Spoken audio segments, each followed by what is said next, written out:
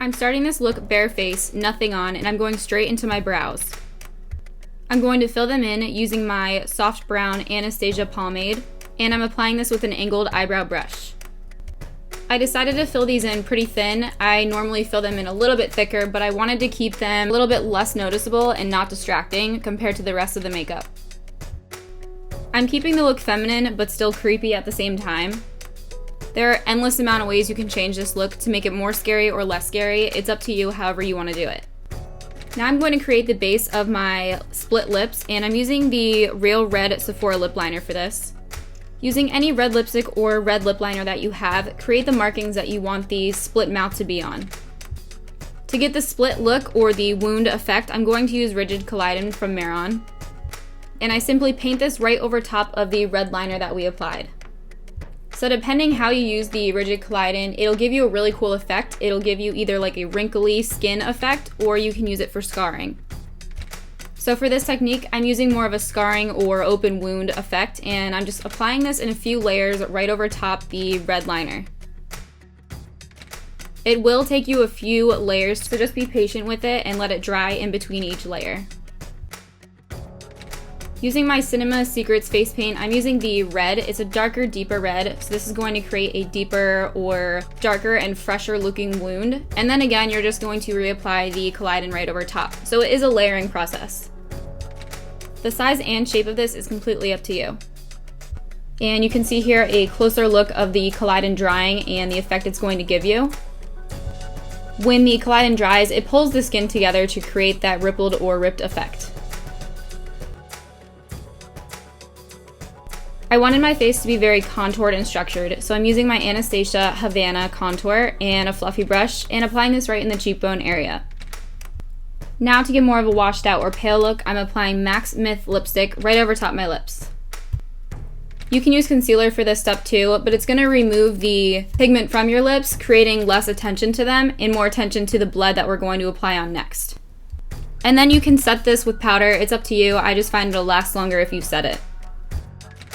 I use my MAC Studio Fix pressed powder, but translucent powder will work just fine as well.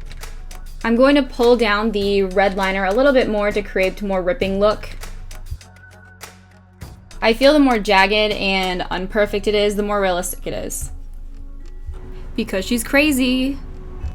Now I'm going to apply my mascara, and you can see here I'm doing actually a very sloppy job at it. But trust me, there's a reason for my madness.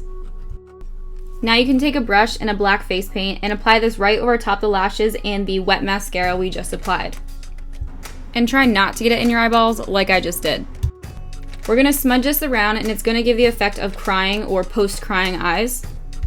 And to smudge this, I'm using little makeup sponges. You can repeat this as many times as you want to get the effect that you're going for. So just reapply more mascara or more face paint, and then just apply this down the cheek area. I decided to clean up just the upper eyelid, so that way the focus is the blood on the lid, and I'm using a cream concealer and tapered end brush. The focus of the black that we created will be under the eye, so again, it looks like you were crying or there were tears. To begin the blood, I'm using Scab Blood and a flat end brush.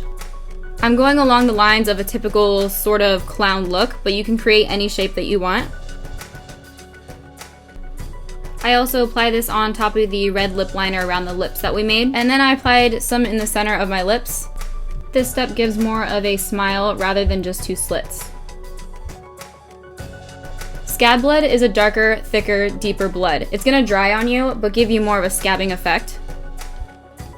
To give more of a fresh look or a wet, brighter red, I'm using this Vampire Blood, and this is going to dry on you and actually disappear. So you want to make sure you use both bloods, not just the liquid blood.